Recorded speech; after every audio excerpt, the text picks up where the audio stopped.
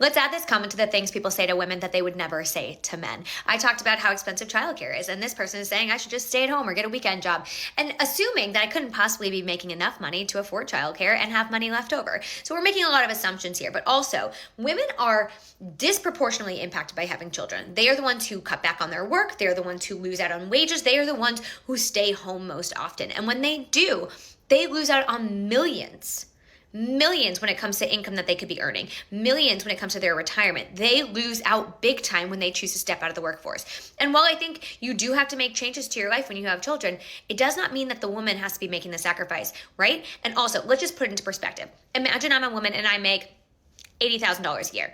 Maybe after taxes, we're going to go and say $50,000 a year is what I bring home after taxes.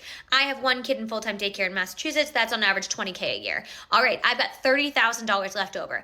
I can only imagine that is going to groceries, rent or my mortgage, all of my bills, a car payment, gas. The cost of living is very high, as we all know, so that money is going to other things.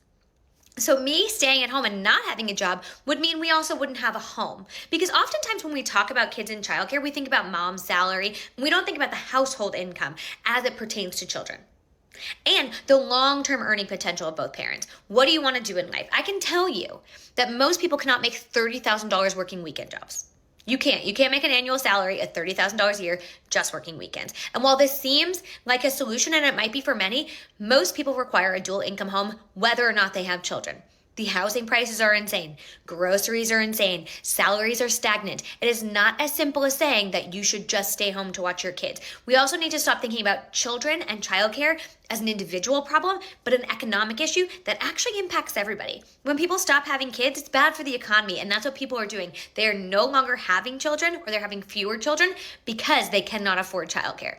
It's not a personal problem, right? This is an everybody problem.